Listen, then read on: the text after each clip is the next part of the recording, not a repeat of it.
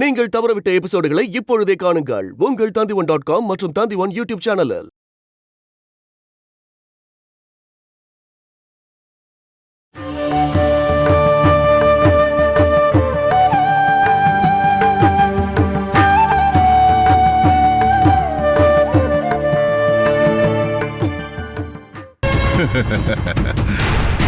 ரெண்டு மணி நேரத்துக்கு அப்புறம் அவ வானத்து மேல இருப்பா, விமானத்துல. இதுக்கப்புறம் உன்னால என்னடா பண்ண முடியும்? இதுக்கப்புறம் தான் என்னோட வேலையே இருக்கு வாசவா.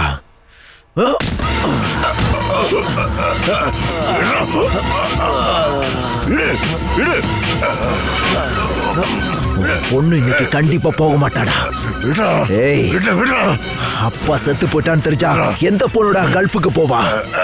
பணத்தை பாக்குறதுக்கு அவ கண்டிப்பா வருவா, புரியுதா?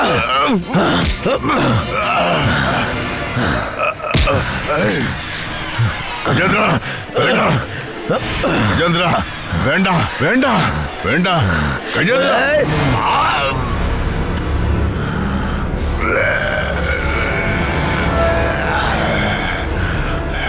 என் அம்மாவே நீ கொன்னுட்ட, என் வாழ்க்கையை நாசமாக்கிட்ட. நீ இருக்கவே கூடாது.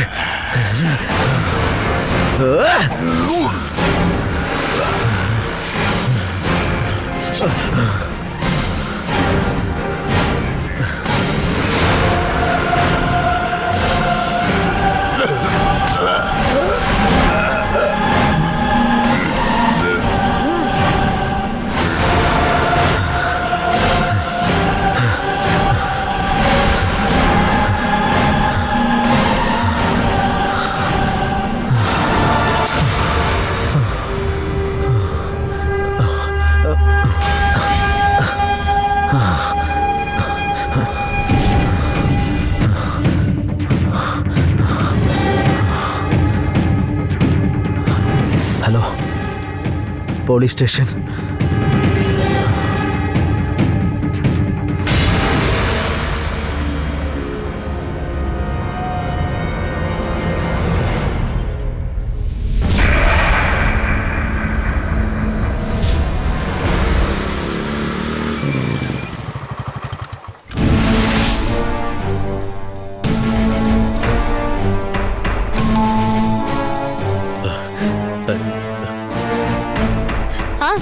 நீங்களா? கிருஷ்ணா. என்னாச்சு உங்களுக்கு? கிருஷ்ணா, உனக்கு தெரியுமா? என்னது? என்ன தெரியுமான்னு கேக்குறீங்க? வாசவனுக்கு என்னாச்சு? வாசவன் செத்து போயிட்டான். இல்ல, கொன்னுட்டாங்க. கொன்னுட்டாங்களா? யார் கொன்னாங்க? கஜேந்திரன் தான். ஜித்துவா? சம்பவம் நடந்து 1 மணி நேரத்துக்கு மேல ஆச்சு. எங்க வச்சு? வாசனோட வீட்டுல வச்சுதான். கஜேந்திரனோட பொண்டாட்டி இருக்கால, தாரா, அவ கல்ஃபுக்கு போறதா இருந்தாளாமா. கஜேந்திரன் அவளை அனுப்ப மாட்டேன்னு சொல்லி கொல்றதுக்கு வந்தானாமா. அவ தப்பிச்சு ஏர்போர்ட்டுக்கு போன உடனே தான் இந்த சம்பவம் நடந்திருக்கு. கஜேந்திரனே ஃபோன் பண்ணி போலீஸ்க்கு இன்ஃபார்ம் பண்ணிட்டான். ஃப்ளைட் ஏறதுக்கு முன்னாடியே போலீஸ் போய் தாராவை கூட்டிட்டு வந்துட்டாங்க. தன்னை கொல்ல வந்ததை தான் போலீஸ் கிட்ட சொல்லியிருக்கா. இப்படி ஆயிடுச்சே. வாசவனுக்காக நான் ஒரு பிளானை இப்பதான் ரெடி பண்ணிட்டு வந்தேன். அதுல அவனை சிக்க வச்சு நாசமா போறத பார்க்கணும்னு நினைச்சேன். இப்படி தப்பிச்சிட்டானே. இருந்தாலும் பரவாயில்ல, அம்மாவை கொன்னவன் அம்மாவோட மகனாலே செத்து போயிட்டான். கடவுளோட விளையாட்டு அதுவாதான் இருந்திருக்கும். கஜேந்திரனை உடனே அரெஸ்ட் பண்ணிட்டாங்க. குற்றத்தை ஒத்துக்கிட்டதா கேள்விப்பட்டேன். இங்க பாருங்க, இந்த விஷயத்துல நாம இனிமேல் ஒண்ணுதான் பண்ணியாகணும். அது ஒரே ஒரு மாலை தான்.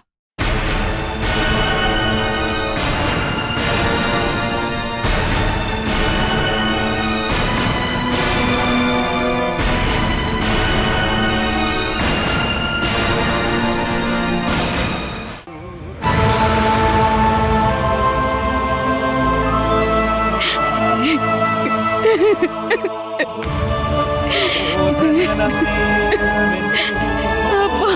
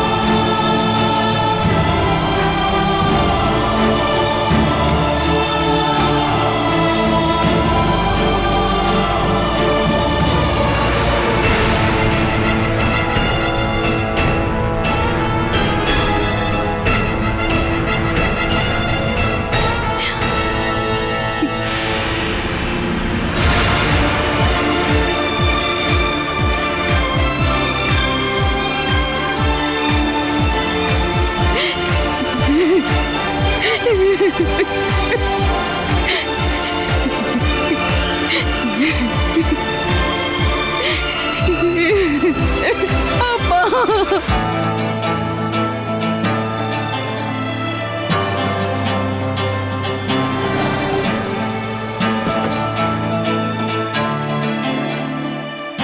இறங்கி வாமா.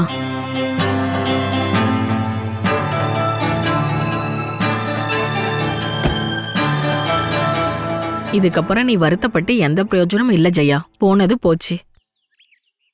எனக்கு எந்த சங்கடமும் இல்ல அத்தை. என் தலைவிதி அப்படி ஆச்சு.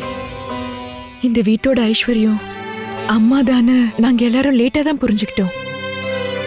அம்மா போனதுக்கு அப்புறம் எல்லாமே போயிடுச்சு. அதுக்கு காரணமா இருந்த நாங்க எவ்வளவு அனுபவிச்சாலும் போதாது. நீயாவது உண்மையை புரிஞ்சுக்கிட்டலம்மா, ரொம்ப நல்லது. யாருதான் அத்தை புரிஞ்சுக்காம இருப்பாங்க? இப்ப எல்லாருக்கும் எல்லாமே தெரியும். இந்த கஷ்டத்தை நாங்க ரொம்ப வருஷமா அனுபவிச்சுட்டு தானே இருக்கோம்.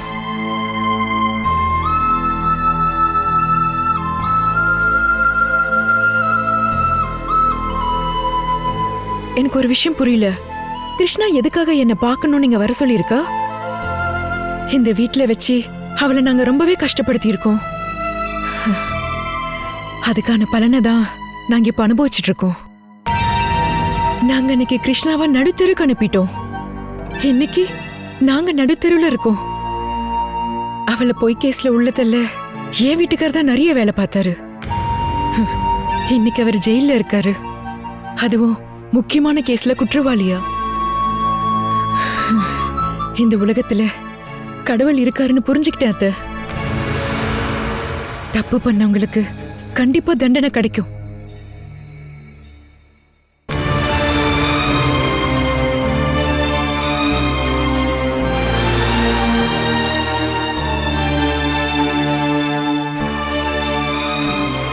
உங்களோட புருஷன் ராஜேந்திரன் ஜெயில இருந்து எழுதின லெட்டர் தான் இது.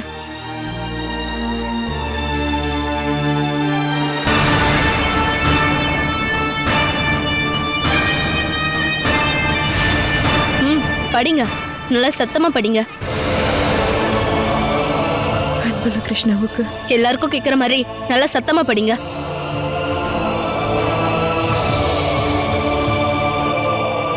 அன்புள்ள கிருஷ்ணாவுக்கு ஜாமீன் கிடைக்காம நான் இப்ப ஜெயில இருக்கேன். பிளாட்டை கட்டித்தரேன்னு சொல்லி பல பேர்கிட்ட 8 கோடி ரூபாயை நான் வாங்கி ஏமாத்திட்டேன்னு கேஸ் போட்டிருக்காங்க. அது உண்மைதான். அந்த பணத்தை நான் வாங்கினேன். ஆனா யாரையும் நான் ஏமாத்தவே இல்லை. வாங்கின பணம் எல்லாம் எங்க போச்சுன்னு கேட்டா அதுக்கு பதில் என்கிட்ட இல்லை. ஒரு பனிமூட்டம் போல வந்த உடனே மறைஞ்சு போச்சுன்னு சொன்னா அது யாரும் நம்ப மாட்டேன்றாங்க. நான் சொல்றது உண்மைதான். நான் ஜெயிலுக்குள்ள இருக்கிறத நினைச்சு எனக்கு எந்த கவலையுமே இல்லம்மா. எனக்கு எந்த தண்டனை கொடுத்தாலும் சரி, அதுக்காக நான் பயப்படவும் மாட்டேன். எனக்கு இருக்கிற ஒரே வருத்தம் என்னுடைய மனைவி ஜெயந்தியும் மக ஆதிராவும் படுற கஷ்டத்தை பார்த்து தான் வருத்தமா இருக்கு. நான் ஜெயிலுக்கு போனதுக்கு அப்புறம் வருமானமே இல்லாம போச்சு. இப்ப வாடகையும் கொடுக்காததால அவங்கள வீட்டை விட்டு வெளியே போக சொல்லிட்டாங்க. சொல்ல போனா ஆதிரா இப்ப ஸ்கூலுக்கு போக முடியாம இருக்கா. இந்த லெட்டரை என்னுடைய வேண்டுகோளை ஏத்துக்கணும். நானும் என் மனைவி ஜெயாவும் உன்னை ரொம்பவே கஷ்டப்படுத்தி இருக்கோம். ஆனா இதெல்லாம் என் மக அனுபவிக்கிறது நினைச்சா எனக்கு வருத்தமா இருக்கு. அவளுடைய எதிர்காலம் வீணா போக கூடாது. அப்படின்னா கிருஷ்ணா, நீ ஆதிராவையும் ஜெயாவையும் நல்லபடியா பாத்துக்கிறியா? உன்னால முடிஞ்சா தயவு செஞ்சு உங்களை மன்னிச்சிரு. இப்படிக்கு உங்க அண்ணன்ல ஒருத்த ராஜேந்திரன்.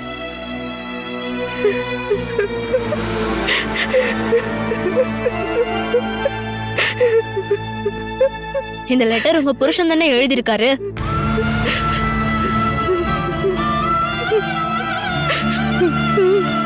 ஆமா. இப்ப நான் என்ன பண்ணணும்? உன்கிட்ட உதவி கேட்கறதுக்கு எனக்கு அருகதையே கிடையாது. நான் அந்த அளவுக்கு உன்னை கஷ்டப்படுத்தி இருக்கேன். நான் உன்கிட்ட எதையும் கேட்க மாட்டேன்.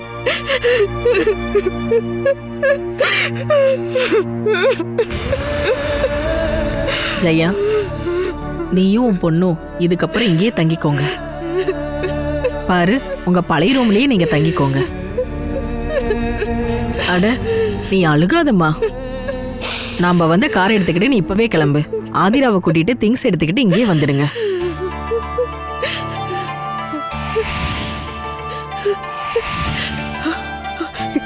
கிருஷ்ணா, அவ வார்த்தையில சொல்லலனாலும் அவ சம்மதிச்சிட்டா. அவ மனசு எனக்கு தெரியுமா. அத்தை, என்னால நம்பவே முடியல. இவங்களை பார்த்ததுக்கு அப்புறம் நீ நம்பாம இருப்பியா?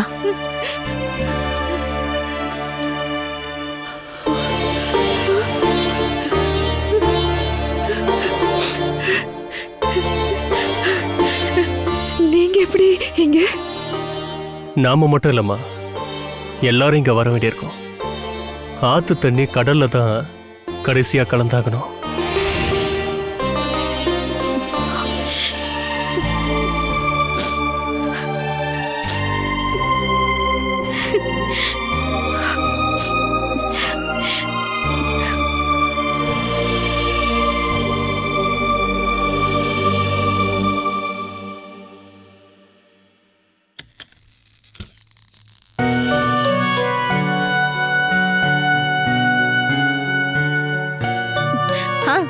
உள்ள வாங்க அசோகன்.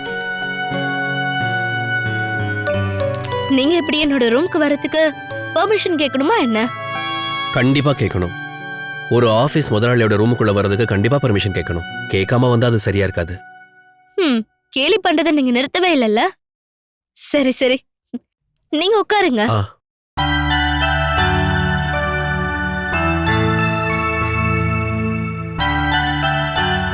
என்ன கிருஷ்ணா, என்ன பார்க்கணும்னு அப்பாட்ட சொன்னியாமே, என்ன நாடு கடத்த போறியா என்ன? இப்படி நக்கலா பேசிட்டு இருந்தா கண்டிப்பா நான் உங்களை நாடு கடத்திடுவேன். நான் எங்க போகணும்னு சொன்னா மட்டும் போதும், நான் உடனே கிளம்பிடுறேன். ஓகே? எதுக்காக கிருஷ்ணா கூப்பிட்ட? இப்படி ஒரு ஆள் உயிரோட இருக்காரான்னு தெரிஞ்சுக்கதான், வேற எதுக்கும் இல்ல. நீங்க வீட்லயே இருக்க மாட்டேங்கிறீங்கன்னு அச்சு மாமா சொன்னாரு. இதுக்கு முன்னாடி ஜெயில இருக்கீங்கன்னு நினைச்சு அமைதியா இருந்தோம். இப்ப வெளியே வந்ததுக்கு அப்புறமும் மகனை பார்க்க முடியலன்னு அவங்க வருத்தப்படுறாங்க. அவங்க சொல்றதும் நியாயம் தானே. என்னோட பழைய ஃப்ரெண்ட்ஸ் எல்லாம் பார்த்து பேசுறதுல டைம் போறதே தெரியல. இத்தனை நாள் உங்க ஃபேமிலி உங்களை பார்க்காம எவ்வளவு வருத்தப்பட்டு இருந்தாங்க. அவங்க சந்தோஷப்படுற மாதிரி கொஞ்ச நேரத்துக்காவது வீட்டுல இருக்கலாம்ல. கடந்த 5.5 வருஷமாவே ஒரு 4 சவத்துக்குள்ளவே அடைஞ்சு கிடந்தவன் நான் கிருஷ்ணா. தூக்கு தண்டனை விதிக்கப்பட்ட என் மனசுக்குள்ள என்னெல்லாம் ஆசை இருந்துச்சு தெரியுமா? அன்னைக்கு நான் ஆசைப்பட்டது எல்லாத்தையுமே இப்ப நான் அனுபவிச்சுட்டு இருக்கேன் கிருஷ்ணா. காற்று, வெளிச்சம், வெயில், மழை, பனி எல்லாமே. இந்த உலகம் எவ்வளவு அழகானதுன்னு எனக்கு இப்பதான் புரியுது கிருஷ்ணா.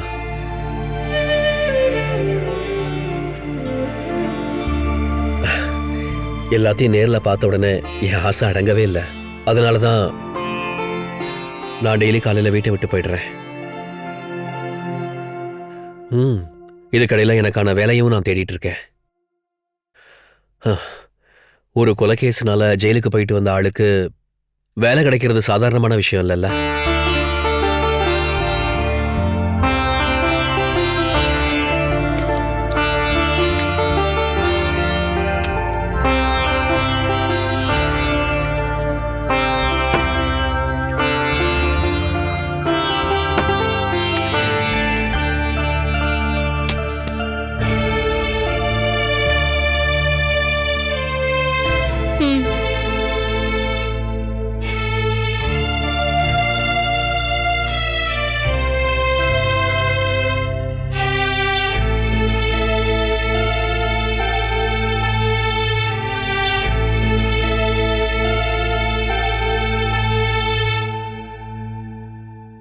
அசோகன், உங்களுக்கு நான் ஒரு வேலை கொடுத்தா அதை ஏத்துப்பீங்களா? என்ன வேலை? இந்த மாதிரி கம்பெனி பிசினஸ் நடத்திட்டு போறன்றது சாதாரணமான விஷயம் இல்ல. அதுக்கு நீங்க எனக்கு உதவி பண்ணலாம்ல. எப்படி? இந்த கம்பெனி நடத்தணுமா? ஆமா, என்ன கேலி பண்றியா? ம்ஹும். இல்ல, நான் சீரியஸா தான் உங்ககிட்ட சொல்லிட்டு இருக்கேன். நல்லா படிச்சவங்க கிட்ட இந்த வேலையை கொடு கிருஷ்ணா. எனக்கு நல்லா தெரிஞ்ச வேலை டிரைவிங் தான். உன் கம்பெனில காரோ லாரியோ ஓட்ட வேண்டிய வேலை இருந்தா அந்த வேலையை நான் பார்க்கறேன். அதை விட்டுட்டு இந்த கம்பெனியை வேலை பார்க்கறலாம் எனக்கு தெரியாது. எதுவுமே தெரியாதுன்னு சொல்றதெல்லாம் போய். என் அம்மா இருந்த காலத்துல நீங்க இதுக்கு முன்னாடி இந்த கம்பெனில ஒரு வருஷம் வேலை பாத்தீங்க தானே? அன்னைக்கு மகேந்திரன் கூட சண்டை போட்டுட்டு இங்க இருந்து போனதா நீங்க என்கிட்ட சொல்லிருக்கீங்க. எதுவுமே தெரியாத ஆள அம்மா ஒரு வருஷமா இங்க வச்சிருக்க மாட்டாங்கன்னு எனக்கு நல்லாவே தெரியும். நீங்க எஸ்கேப் பார்க்காதீங்க. ஏய், நான் உண்மையை தான் சொல்றேன். அன்னைக்கு லக்ஷ்மி ஆண்டி சொன்ன வேலையை மட்டும்தான் நான் செஞ்சேன். அன்னைக்கு உதவிக்கு அப்பாவும் இருந்தாரு. உங்களுக்கு அது தெரியுமான்னு தெரியல. அம்மா முதல்ல கூட்டிக்கிட்டு என்ன இந்த கம்பெனி கூட்டிட்டு வந்த ஃபீல் இன்னும் என் மனசுலயே இருக்கு. அன்னைக்கு நான் எதுவுமே தெரியாத ஒரு அப்பாவி பொண்ணாதான் இருந்தேன். அம்மா என் கூடயே இருந்து அவங்க என்ன திட்டி கத்து கொடுத்ததுனாலதான் நான் இவ்வளவு தூரம் வந்திருக்கேன். அன்னைக்கு இங்க இருந்த ஒவ்வொருத்தரும் எனக்கு உதவி பண்ணிருக்காங்க. அப்படி இருக்கும்போது நானே பண்ணனா உங்களால பண்ண முடியாதா என்ன? ஆனா அதுக்கு இன்ட்ரெஸ்ட் இருந்தா மட்டும்தான் பண்ண முடியும். கிருஷ்ணா, நீ ஒரு மேனேஜரை வச்சுக்கிட்ட இந்த பிரச்சனையெல்லாம் தீந்துடும். நான் எதுக்கு கிருஷ்ணா? நாம ஒரு மேனேஜர் வச்சா கூட நம்மளோட கவனம் எப்பவும் இங்கதான் இருக்கணும். காரணம், அந்த ஆள் தெரியாதனமா ஏதாவது தப்பு பண்ணியிருந்தா கூட அதை நாம தான் சரி பண்ணி ஆகணும். அவருக்கு அதிகபட்சமா அவரோட வேலை போயிடும், அவ்வளவுதான். மேனேஜரா நம்ம எல்லா வேலையும் மேனேஜ் பண்ண தெரிஞ்ச நமக்கு தெரிஞ்ச ஒரு ஆள் நம்ம கூட இருந்தாருன்னா நான் ரொம்ப நிம்மதியா இருப்பேன். என் தகுதிக்கு மீறின வேலையை என்னால ஏத்து செய்ய முடியுமான்னு எனக்கு தெரியல. அது மட்டும் இல்லாம ஒரே இடத்துல உட்காந்து என்னால வேலை பார்க்க முடியாது. எனக்கு அது சௌகரியம் படாது. இந்த மாதிரி பெரிய வேலையை நீங்க ஏத்துக்காம இருந்து எஸ்கேப் ஆயிட்டு இருக்கிறது தான் உங்க பெரிய பிரச்சனையே. இதுக்கப்புறம் அது முடியாது. அதனாலதான் நான் இந்த மாதிரி ஒரு முடிவு எடுத்திருக்கேன். அசோகன், நீங்களே சொன்னீங்கல்ல, ஜெயில இருந்து வந்த ஒரு ஆளுக்கு ஒரு நல்ல வேலை கொடுக்கணும்னு யாரும் நினைக்க மாட்டாங்கன்னு. நீங்க உங்க மனசுல எதிர்பார்க்கறத விட ஒரு நல்ல வேலை இங்க இருக்கிறப்போ வேற இடத்துல எதுக்காக தேடி அலையணும்? அதெல்லாம் சரிதான் கிருஷ்ணா. ஆனா இந்த மாதிரி ஒரு ஆபீஸ் செட்டப்ல என்னால எந்த அளவுக்கு வேலை பார்க்க முடியும்னு எனக்கு சந்தேகமா தான் இருக்கு. இதுக்கப்புறம் நீங்க எதுவுமே சொல்ல வேண்டாம். இன்னைக்கு ஒரு நாள் நான் உங்களை ஃப்ரீடமா விட்டுறேன். நாளைக்கு காலையில அச்சுமம்மா கூட வரும்போது நீங்களும் அவர் கூட வந்துடணும். புரியுதுல? வந்துடுறேன் கிருஷ்ணா. அசோகன், உங்களுக்கு எது தெரியாம இருக்கோ அத நான் சொல்லித்தரேன். அது மட்டும் இல்லாம மாமா இருக்கார்ல, ஒரு மாசத்துக்குள்ள நீங்க இந்த சேர்ல உட்கார்ற அளவுக்கு ரொம்ப டேலண்ட் ஆயிடுவீங்க பாருங்க.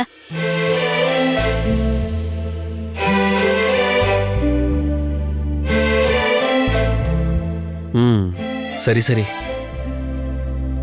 ஒன்னுத்துக்கு 2 தடவை நல்லா யோசிச்சு முடிவிடு. அப்புறம் நீ என்னைய தப்பு சொல்லக்கூடாது, பாத்துக்கோ. நீ எடுத்த முடிவு தப்பாயிடுச்சுன்னு ஃபீல் பண்ணக்கூடாது. எல்லாத்தையும் பார்த்தும் கேட்டும் ஏன் தலைக்கு மேல அம்மா எனக்காக காவலா இருக்காங்க. அந்த நினைப்பு என் மனசுல இருக்கிற வரைக்கும் என் முடிவு என்னைக்குமே தப்பாவே போகாது.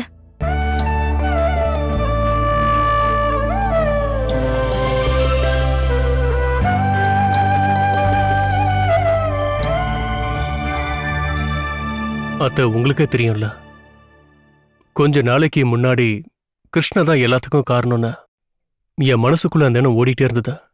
கிருஷ்ணா தான் நாசமாக்கிட்டான்னு, கிருஷ்ணா தான் எனக்கு எதிரி நினைச்சிட்டு இருந்தேன். என் தப்ப மாத்தினதுல நீங்களும் ஒரு பங்கா இருக்கீங்கன்னு என்னால சொல்ல முடியும். இனி எங்க மனசுக்குள்ள அந்த மாதிரி ஒரு எண்ணத்தை நாங்க யோசனை பண்ணி பார்க்கவே மாட்டோம். அது மட்டும் இல்ல, ஒரு காலத்துல எதை எதிர்த்தோமோ அதை இப்ப நாங்க ஏத்துக்கிட்டோம். கிருஷ்ணா இனிமே எங்களுக்கு தங்கச்சி. நல்ல விஷயத்த பண்றதுக்கு யோசிக்கும் போது அதுக்கு பலன் இல்லாம போயிடும் மகி. உங்களோட இந்த மனசை 6 வருஷத்துக்கு முன்னாடியே காட்டியிருக்கணும் மகி.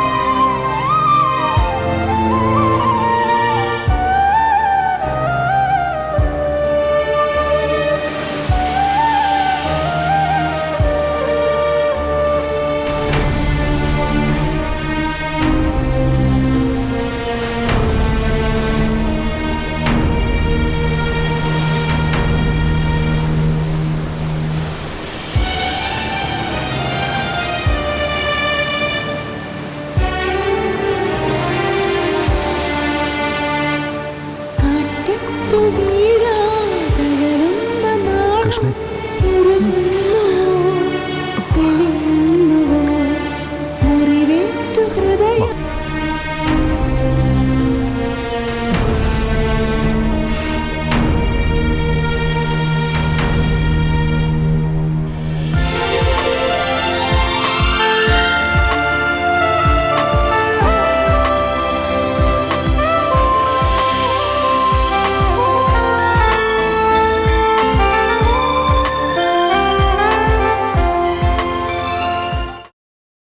Catch us on TV, Tandivan.com, Facebook and YouTube.